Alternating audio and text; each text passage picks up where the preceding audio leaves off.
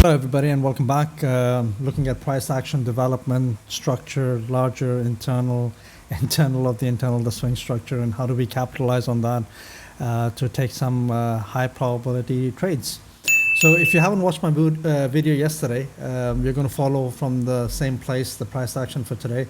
I'll put the link down for the video yesterday in the description. Do check it out, and let's get going. So.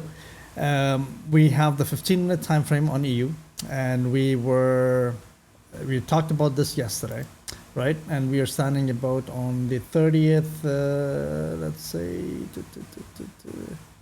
29th, right? Right here, right? So this is when price started printing when I came to the charts.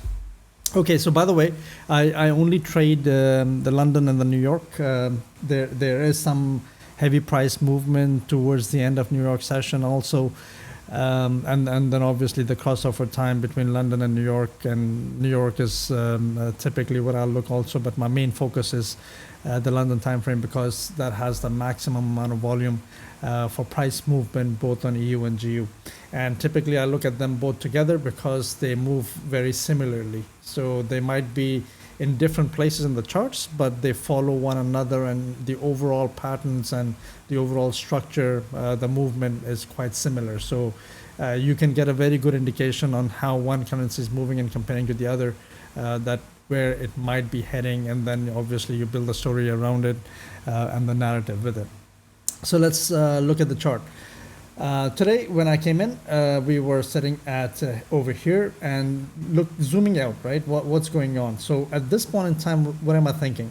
I'm thinking that the swing structure is bearish. The 15-minute strong high over here is bearish. The larger internal structure is bearish. However, at this point in time, when the London opened, our internal, the small internal is bullish, right? So we broke the structure. This was the strong low on the small internal structure, and when it broke this right here, this low would be the first indication that the price is maybe turning bearish, and it might take out this 15-minute small internal, and at that point in time we have everything aligned. So when this happened, I was quite happy. I was like, you know what, yes, let's mark this zone, wait for the price to come in over here, and then see what it gives us. And if it gives us a nice entry, 100% I'm jumping on it, because at this point in time, this is the most highest probable setup that you would get. You have all your structures aligned in the right direction, which is bearish, and I'm getting involved in that trade. But it saved us because we always look for confirmation within our 15-minute POIs. And how did we do that? When price started coming down here, all the way down here, right? So there was obviously a reaction that happened from one of these POIs. And now be mindful that we are trading against the 15-minute, in the weak leg, right? So the weak leg is right here. The 15-minute low is weak is here. And you are trading on the weak leg. Now, trading bearish from this point onwards down would be high probability because you're anticipating this week to go. But if you're getting involved in these counter trends, irrespective of if it's internal, large internal, which time frame you're looking at, you don't know, the price could reverse on you anytime. And sometimes you just don't have enough space between the next supply and demand zone to give you that risk to reward on your side, right? So you want to always make sure that the story is sound that you're putting together around your structure, and then obviously even if you're taking a trade and counter trends do work out, and you just have to be careful that you have enough risk to reward to wherever the next supply demand zone is, and I would only target till there because you're definitely not shooting to the moon, because you're counter trend, right? The price could turn on you any minute, and then it might just melt, in this case bearish, right? Excuse me. So we are reacting at some point, and I'm thinking, great, I want to get involved over here, right? And I'm anticipating that I will take my profits over here, because we don't know the price comes in here and goes down, because there is definitely demand here. This little reaction over here is a flip zone, because it was responsible for the break of structure. We see some imbalance over here. and then also it flipped this demand zone over here. So, if I were to get involved, I would only target till here.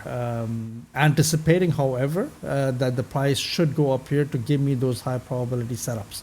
So if I were to go to 1 minute on the EU, very quickly, let's look at this. What am I anticipating here? And you would see, so we came into some lower demand zone. And at this point in time, I'm waiting for my entry model. My entry model is what? That I have to wait for strong liquidity to be taken. Now, what is strong liquidity? Strong liquidity is all the orders, all the liquid money that is sitting behind strong lows or strong highs. Weak liquidity is when this money and the orders are sitting behind weaker lows and highs, because and the weak lows and highs are, let's say if you're in a downtrend, what is your weak lows and highs, right? The stronger highs are your higher highs, and obviously you're anticipating always the low to get broken. So there is no, yes, there is liquidity, but how strong is that liquidity, right?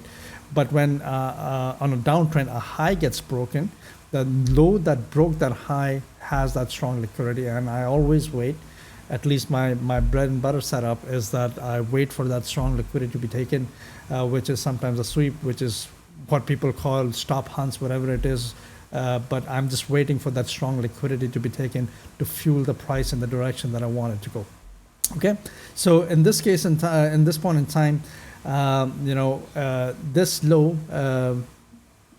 broke this high over here at this point, right? So if you follow my crosshairs, this high was broken by this candle, and when it was broken, this was the lowest point that broke that high. And incidentally, that's a chalk as well. So I'm looking at very aggressive, strong liquidity, just fractal chalks. And I was waiting for this liquidity to be taken. So if price had come down over here as such, given me an entry model, again, the supply zones to fail, a flip maybe, or I take the trade on the extreme, I would have been in, and I would have target on the 15-minute to the nearest supply or demand zone, and that would have been a quick scalp of the market. But it never gave me that entry. Many times it protects us from a loss, and sometimes you just don't get an entry, and it goes. It's okay, because you will get opportunities the next day. Okay, so let's go back to 15 minutes over here. And this is the time when news hit, right? And it completely went right through all of our internal, small and large internals, right? It went right through it. Now, at this point in time, could I have anticipated that the structure is going to completely change on me, right? The probability-wise, I had all my confluences on my side that the price is going to turn bearish, but you never know, right? Price is printing what it's printing, and you take what the market is showing you, and if the structure is going to change with whatever external influences, right? There was a news over here. It could be a war. It could be a bankruptcy of a major bank. It could be many things, housing crisis, whatever it is. Whatever an external force have an effect on the forex market, on the currency, it is going to print on the chart. Once it prints on the chart, it is creating a structure. Once it is creating structure, you can take advantage of those highs and lows and not get caught into the bias that you've made for the day. That, no, I'm in love with my bias, it has to turn bearish. Why is it not turning bearish? I'm going to put a risk entry at those POIs. Why would you want to do that? Why fight the market? Let it show what it's doing, and then you just take advantage and flow with the market, right? So yes, I had my POIs marked, and I was waiting for price to come back in. It did not respect, went right through it. Fair enough. Now, what's happening? Before this, the swing structure broke, everything turned bullish on me, right? So now I am not in a very high probability setup because everything is turning bullish. Your large internal is bullish, your small internal is bullish, which is fine. Now, what is the objective of the price? You always need to ask yourself this. Why would a structure or a smaller structure would turn the other way around, and what is the reason for it? And the reason for it is probably because it's going to a supply or demand zone outside the range of that smaller or larger internal structure. So let's assume that price took this out, fair enough, right? And it's trickling up, trickling up, trickling up. But it was doing so probably to mitigate this zone, because this zone over here was left unmitigated, and it is the extreme of the 15-minute swing zone, swing range, right? So obviously there is no harm done when, if price wants to go up here. Once price reaches here, it could be that price just melts from here, right? Because now you have fully gone back all the way to the extreme of your strong swing high, and the anticipation would be that if everything aligns, this is going to create the next break of structure, right? And in this case, it broke structure on the other side, and now the entire story on this swing range has changed, because 15-minute has turned bullish. Why would 15-minute turn bullish? Let's go to 4H. 15-minute turned bullish because price came in, mitigated this POI, and it went higher to mitigate maybe this demand zone, right, or the supply zone on the 4H. So this is why I say it is very, very important to keep at the back of your mind a picture on higher time frames. What could be the bias of the day? Where would price want to go? Are we pro swing? Are we counter swing? Are we pro internal, counter internal on the 4H?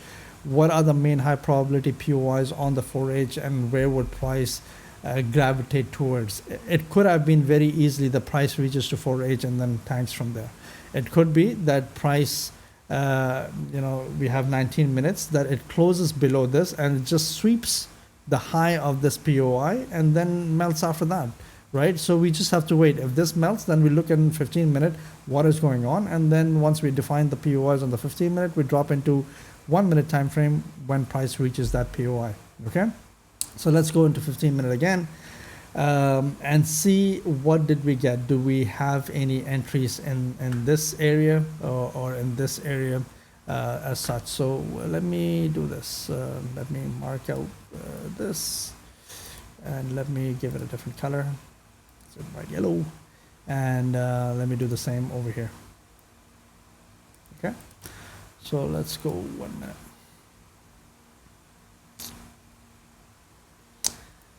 So over here, before we broke structure, do we have anything in terms of entries? So this edge over here, right? This is the edge of the POI, and what do I always say? The strongest liquidity would be on the other side of the POIs, granted that the price goes up and comes right back in, right? So it is a sweep of the range.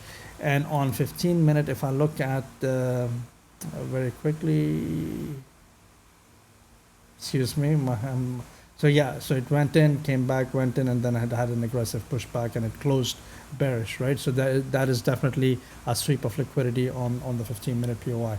So on the 1 minute, if we were to look at some entries over here, this was the sweep, right? Which means that this low has to go, right? Which would be the first practical indication that the price is probably ready to move downwards, because this would have had to hold if price is going up, right? This is the first demand zone that sort of indicates, the failure of which indicates that the price might be moving downwards after taking this liquidity, right? If you're not convinced that this is very, very small right here, you could take this structural low, right? So if when price broke this, let me start drawing boxes here, okay? So let's say this is your POI, right? So I'm gonna give it 15 minutes and let me change that. So this is your demand, right? We had a reaction from this demand, and then after that reaction, price fell. So this over here, this box right here is your flip zone, yes? And then price completely broke this low, which means, yes, you have double confirmation. You had the chalk over here, this structure broke, you had the reaction from this very obvious demand, and that broke, and then you have the supply. So you have multiple confirmations at this point, and you could have easily taken this. marked in your entry as such, and then taken a short at this point. It would have tagged you in, probably could have placed it over here or over here, either or. You got a 2 pip over here, 3 pips over here. Protect your high, right? You never know if price is going to come up and sweep this high. And then that would have been a handsome trade all the way down to maybe some zones over here. Obviously, you could have gone break even the minute this broke, this low broke. This low was responsible for tagging you in, or at least that's how I manage my trades. When this low breaks, you go break even, and that would have been a handsome 3.6 hour trade. Or if you wanted to have it right above this, a little bit more aggressive, you could have a 5+ hour trade on this one. All right. So that would have been my entry on the way on this POI at the sweep. Let me get rid of this. And the other entry would have been over here to see what happens. So yeah, when price breaks, like this with strong sweeps, I'm done. For me, that POI is done. We've broken. It's not sweeping anything. It's gone right past it. At this point in time, this POI is done. At this point in time, this POI is done, and I'm not looking at this. I'm looking at the next POI over here. Now, one thing I do want to highlight over here is that there have been many, many times that your entry models, whichever entry models, if you're a smart money trader, right, you define your supply demand zones and you wait for your chalks in those areas, and then obviously take your entries on flips or extremes, right? Now, many times you will have your perfect setup outside those POIs, right? And it is very, very tempting to get involved. You are anticipating that the price is going to go in that direction. You have the confluences in your hand, but more often than not, you get into that trade all excited and you end up losing. I've been stopped out many times in the past because of this. And for me, my entire chart is blind. I'm blind to that chart. I don't see anything. I close my eyes. I'm not seeing anything unless my alert goes in, and then I have a mitigation of my POIs and prices in that POI. So I could have a liquidation as price goes into the POI. I could have the liquidation within the POI. I could have the liquidation after the POI, right? In the direction that I wanted to go. I could have the sweep of that POI and come back in as a strong liquidation. But unless price is not inside or touch my POI, I am not interested. I'm not looking at the charts. You can give me the juiciest setup that will work and guarantee me 100%. I'm not taking it. Why I am not taking it is because it is not sustainable, right? It messes up with your mind. It might work today, it might work tomorrow, but there is no guarantee it's going to work. It's not a mechanical framework, right? Where are you going to take all these setups? Are you going to take every setup? Are you going to take it at London? Are you going to take it at New York? Are you going to take it in the middle of the night?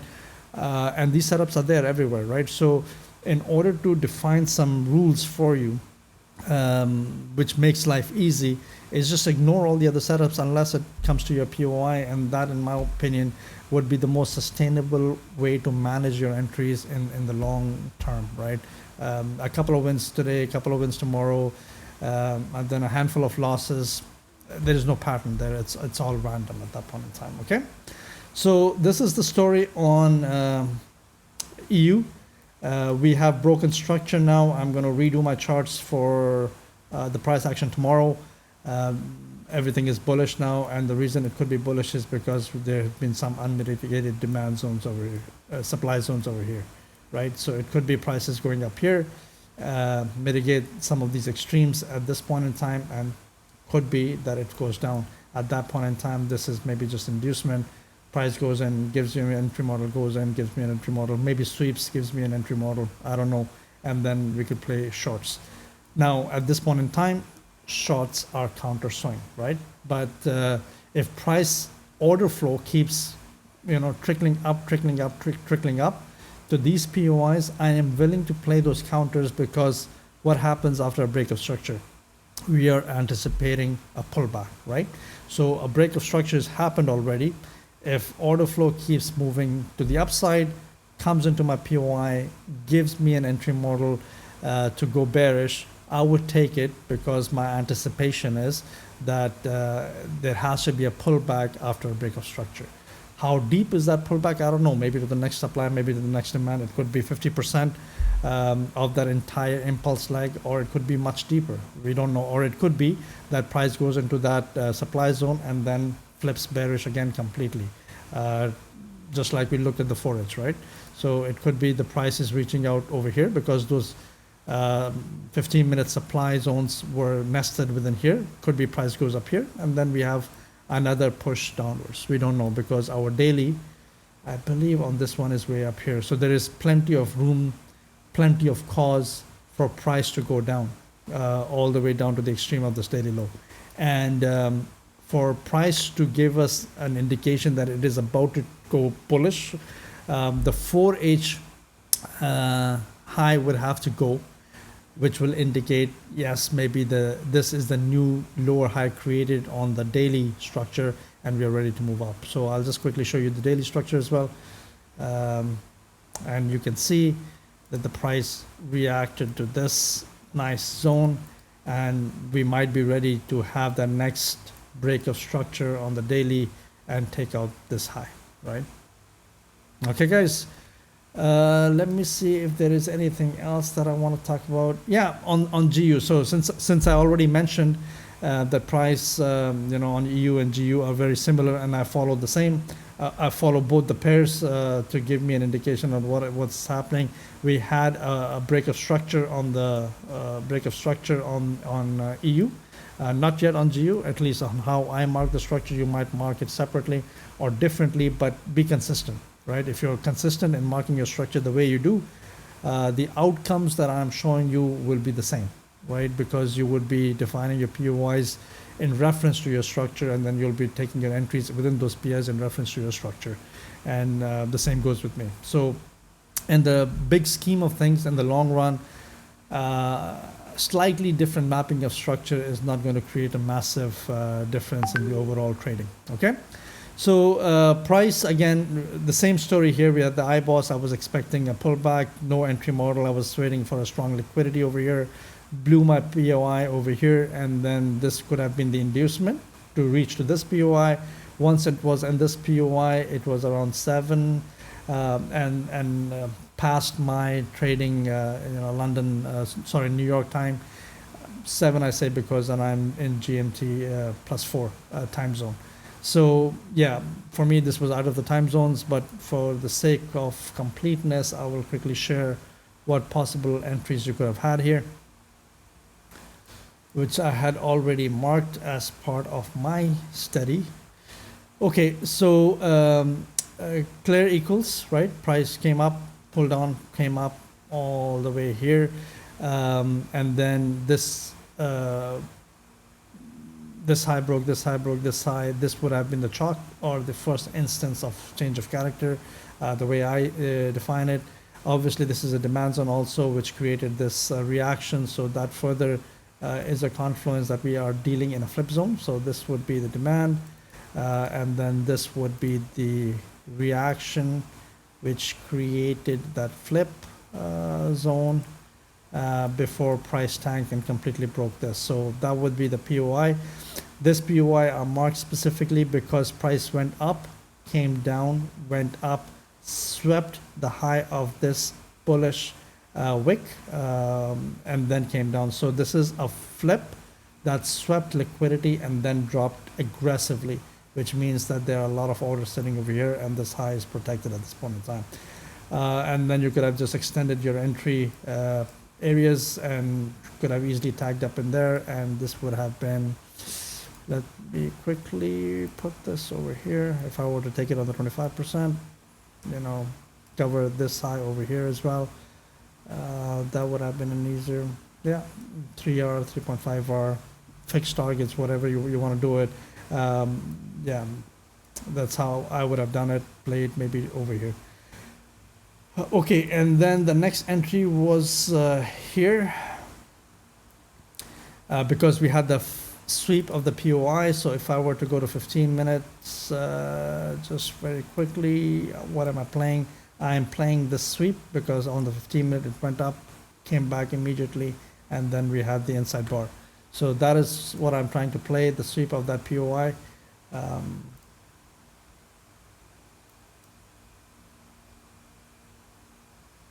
I'm sorry, just zooming in to show because this is a fairly tight price action. Okay, so had a sweep, had a good massive wick, which means a rejection. We had the next wick rejection. Price came back in. This was the last demand right here. As such, price reacted from it and fell. Once it fell, this was the last demand that should have held, or the order flow should have kept going, because it's the first chalk as well. And price does not need to keep melting, right? It could come here because this is definitely a demand, because this also created a flip, a reaction, and another reaction, but this also failed and it came further down into this POI. Maybe this one, this right here, this POI took all of this liquidity, because definitely this is strong liquidity, right? Because this is the strong low. This low created high, broke this structure. This low created high, broke this structure. This low created high, broke this structure. So there's strong liquidity everywhere. Price decided to take out this liquidity, and that is what fueled the price to go up. All of that, right? So, but in our case, we did not have this. This is all in hindsight, right? So we don't know where will price go. We got a reaction of the sweep of this POI. We had a demand zone which created a reaction, so it's a valid demand zone. It's a valid flip. At this point in time, I could have gone here and taken an entry over here, kept my stop loss at the high of this, covered this high, wick, wherever you want to do it, and I would have entered maybe for a fixed 5R, which is right there. And that would have been your trade also. I did not take this for transparency because it's outside of my trading time. I did not take this outside my trading time as well. And yeah, you define rules, so you stick with your plan. If I start changing my entry criterias or the times, this is something that I am studying now, right? Because you have a plan, you back test, you forward test, and then you see certain patterns emerging that you're maybe getting a nicer trades towards the end of New York closing, that last 1 hour, or right after lunch in New York, that time. Maybe that is something that I'll look into the future and start taking these trades, right? Because obviously they are definitely playing out. But anyways, hope you got some value out of it. Again, I always say structure is king. It trumps everything. Let the price print, let it show what it's doing. Because you will always have external factors, and those external factors affect the price, and the price prints on the chart, creating structure, and you take advantage of that. All right, guys, take care. Bye-bye now.